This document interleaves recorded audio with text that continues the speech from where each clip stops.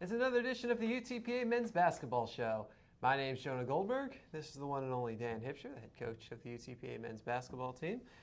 The Broncs are coming off of a 2-0 week, off to a 3-0 start. It's got to feel pretty good, Coach.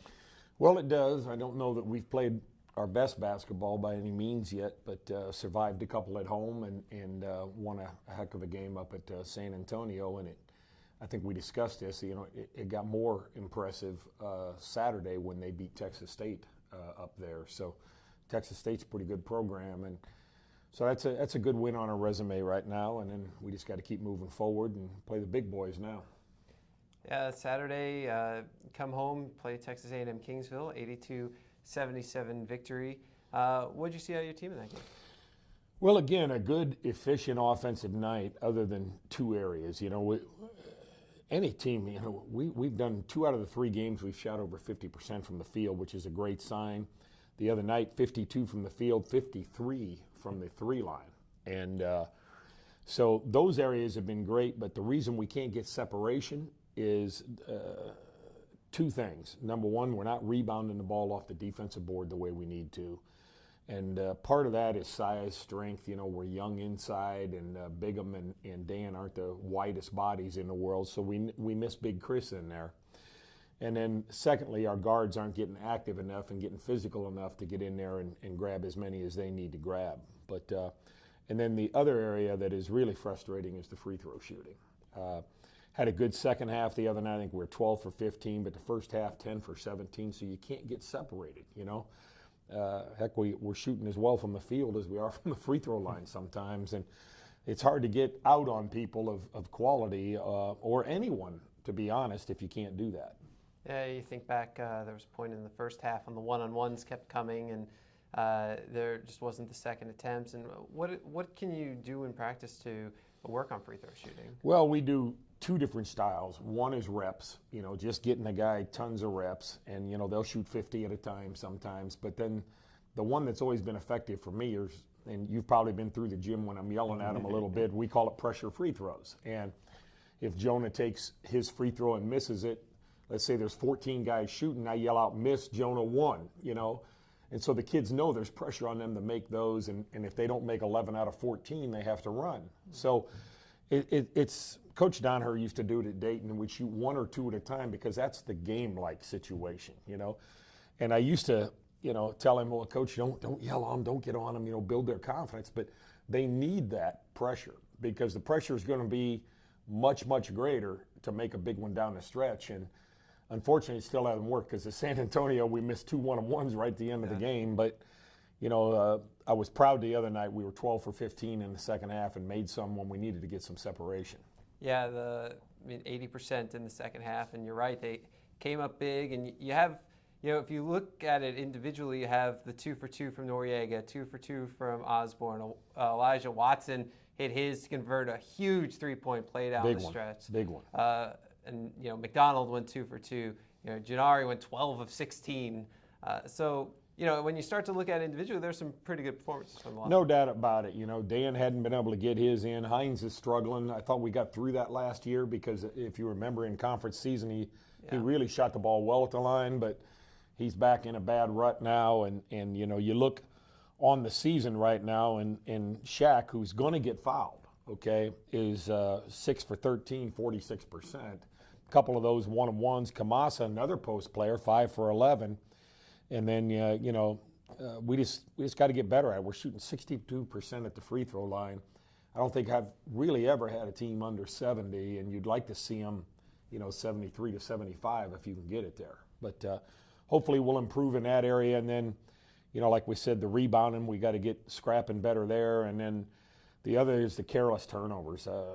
I showed them a film this morning of 6 or 7 turnovers that are just totally unforced, dropping a ball, throwing a ball out of bounds, a little different when somebody gets into you and forces a turnover or a trap or something, but when you're just handing them to them, that's not good because, to be honest, Jonah, when we hold on to it, we're pretty good with it. Like when you're shooting 52% from the field on games, you just need to get a shot up, and we're pretty good at that.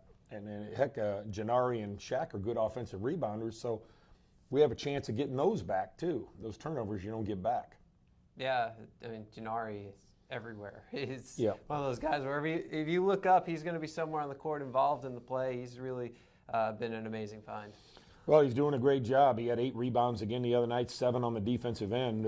We weren't as good as we've been on the offensive rebounds the other night, but he had 4 assists, no turnovers in a game that was important to do that in. So proud of him and doing a great job for us, but he came out of this game, if you remember, in the second half, and I didn't know what was going on, to be honest. He had his finger taped up and was going in and out with some bleeding problems. But he has a heck of a gash right below his knuckle on his ring finger on his right hand. And right now the finger won't even bend. And we're trying to get it rest to make sure it also seals and starts to heal properly. Because in contact, he's going to get hit. But right now we practiced today without him and probably won't have him again tomorrow. And hopefully get him back, though, for game time on Wednesday. Yeah, give him his absolutely give him his time. I mean, there's a guy. What's been so great about him is he's not afraid to take the big shot. He was doing that even after the finger thing. No doubt about it. And one of the comments I made in the huddle one time is, hey, you know, when we're in our screening and movement, you know, we need to be looking for Gennari because right now he's not playing scared. You know, he'll come off and make a play. And Hines had a really good second half going too. So we had a good 1-2 punch there. And then, you know, Boga had his double figures again.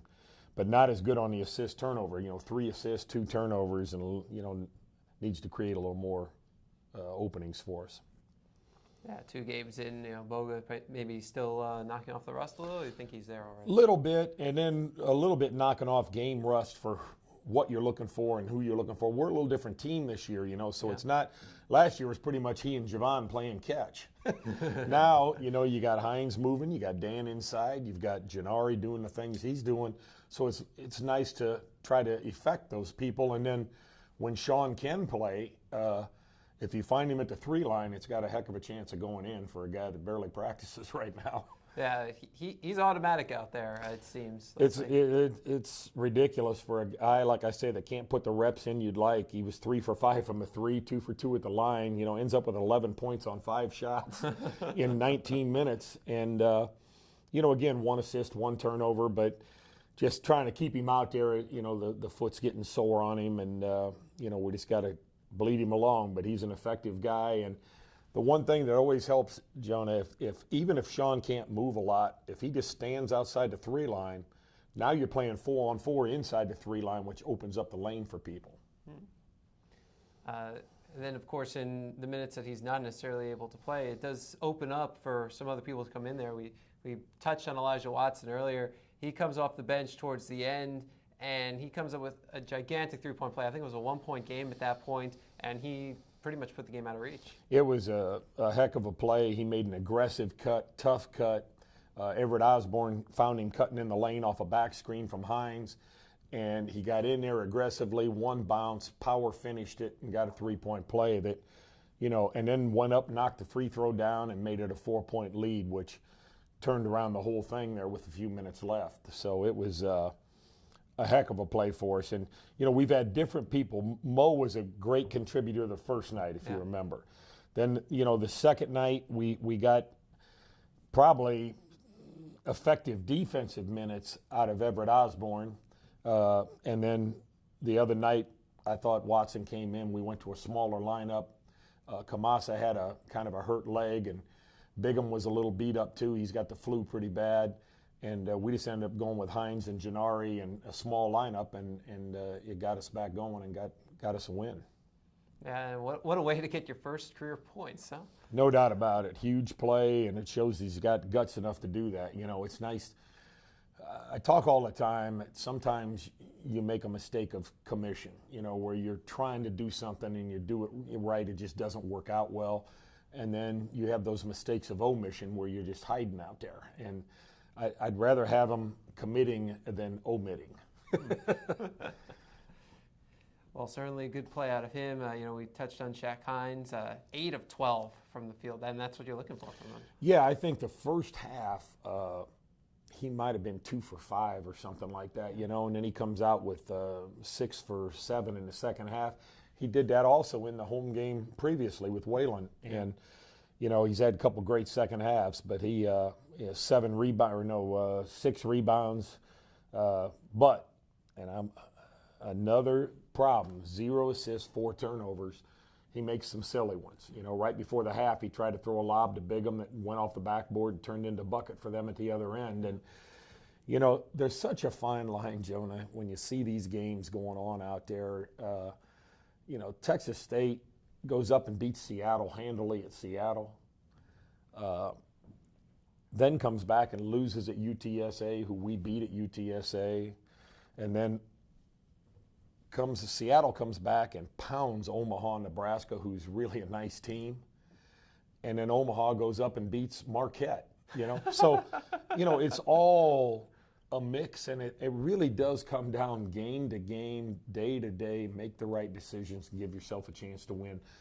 I didn't like that we were playing as close as I didn't think we needed to be the other night, but the other part of that is we responded when we needed to, which is good to see in guys' eyes too, that guys are ready to make some plays when they need to be made. Yeah, early on in that game, Kingsville was just bombing threes. They had 6 of their first 9, and it was pretty much automatic, and that kept them in the game in the first 10 minutes or so. But every time they'd hit a 3, Osborne hit a 3, or Gennari would hit a 3, or somebody would come up and hit a big shot to take the lead right back. No doubt, and we needed to do that because they changed their whole game philosophy. They had been shooting less than 25% of their shots from the 3 line.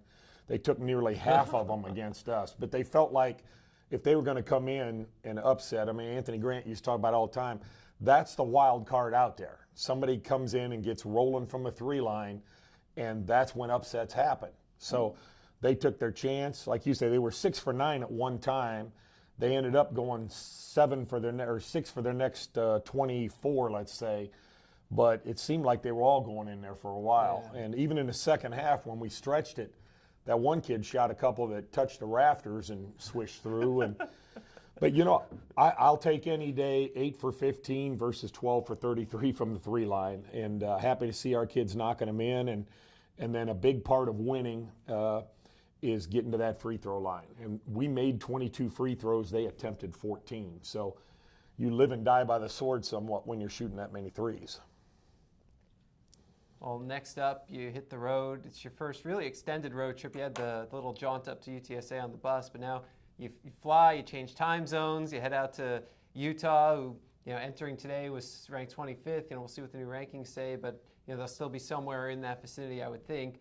And you open up a tournament with them, and that's going to be a nice test out there. Yeah, they beat Ball State 20 out there, and they beat Cal Riverside by 40 out there. They lost a really competitive, close game to San Diego State at San Diego State, and not a lot of people do that. So I doubt if Utah drops much, even though they lost a game with the quality of team they played and the environment they were in, but they got a point guard being looked at by the NBA. They got a big young Australian kid inside that's really a nice player, double-double guy every night.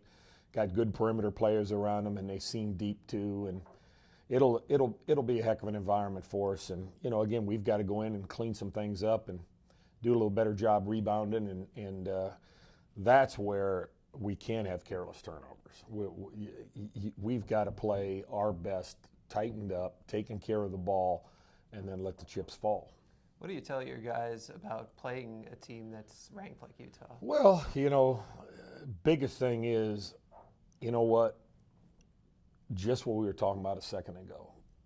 For the upsets to happen and the things to happen, it's all about the decisions you make on that given night, Now, if you make all good decisions and you miss too many shots to win, fine. But if you make poor decisions, that's when games like this blow up. And so it's all about playing to your strength and away from your weakness, and trying to exploit some things that maybe they can't guard. That's the good thing about the motion. You can play to your strengths on a given night. And if it becomes spacing and driving, versus throwing the ball inside, or, then we've got to do that. But careless mistakes, and let them, they're called the running Utes for a reason. You can't let them out there doing those kind of things and let the crowd get involved that way. And you'll be there for a few days. You get Thanksgiving off, but then it's right back to work against Alabama State and North Dakota. Alabama State, they were tied at halftime at Arkansas and ended up losing by about 15, but being tied at Arkansas in the half was really good. They're picked to win the SWAC, so they're very good. The best SWAC teams are normally teams that go into the NCAA tournament and scare somebody to death on opening night. So they'll be very hard to deal with. And then North Dakota, I was looking at their scores, and they're impressive too. They got a good group back, so it's a good tournament for us. And the third game is kind of who can grind through. But the first two, at least you get a day prep in between. And so the day in between, of course, Thanksgiving. So what do you and the team do when you're on the road for Thanksgiving? Well, we're going to try to find a restaurant or somewhere where we can do a little buffet or get something to eat for Thanksgiving. But, really you're licking your wounds, trying to prepare for the next day, and you don't have a lot of time. So we'll get them their Thanksgiving dinner, watch a little football, and prep for the next game. Also going on since our last show, you got first couple of signees for next year already, including 7-foot, 210-pound center William Brooks, and you got 6'5", 185-pound guard Walter Jones. 7-footer, and Brooks will start with him. He's the first 7-footer this program's had in about 11 years. It's pretty nice. Yeah, it is, and being 7 foot's important, but being pretty talented with it is very important. He can run, he can jump, he can block shots. Being a lefty puts him on that right-hander's hand, so he's got a good feel for blocking shots, and seems like a great kid and got a good motor to him, and is in prep school now and really playing great competition. Like, he had a double-double against Findlay Prep, the number 1 team in the country. He had like 14 points and 10 rebounds and about 5 or 6 blocks. So, he's playing great competition every day and has a chance to really, I think, grow and impact. He can impact this team immediately defensively, okay? And then I think he'll grow and evolve as an offensive player. Averaged almost a triple-double in high school, 16 points, 12 boards, almost 8 blocks per game. So excited to see how that translates to the Division I level. He was signed a year ago at UTEP, so they thought enough of him, and then he didn't make it, so he went to prep school and came back. So, he's a good prospect for us. My father-in-law is a big UTEP fan, so I'm sure he's going to have something to say to me at Thanksgiving about this. Then Walter Jones, you get a sizable guard in on the class. Well, a kid that can play anywhere from 1 to 3. He's got great ball skills, understanding of the game, and he's got a great feel for the game. Good offensive rebounder, can slash it, can shoot it. His dad's a coach, and he plays like a coach's son. He's a really nice player. I know I talked to those guys in Alabama, and they had him in team camp and their individual elite camp, and Anthony thought we had a hidden gem there, so we're excited about him. Averaged 16 points, 8 rebounds, 4 assists per game in high school, and still has another year to go. He's earned all those, all area, all county, all region, you name it. He's certainly put up the honor. So a pretty good start to the signing class for next year. Yeah, we're excited about it, and we're still out there hunting a few more, but it's a good group for us. Broncs are back in action on Wednesday at 7 p.m. when they take on 25th ranked Utah, and then Friday and Saturday against Alabama State in North Dakota. Wednesday's game can be watched on Pac-12 networks, and you can catch all the action. We have links to any kind of broadcast stats, you name it, at UTPABronx.com. He's Dan Hipsher. He's the head coach of the UTPA men's basketball team. My name's Jonah Goldberg. We'll be back with you next week. Enjoy your turkey.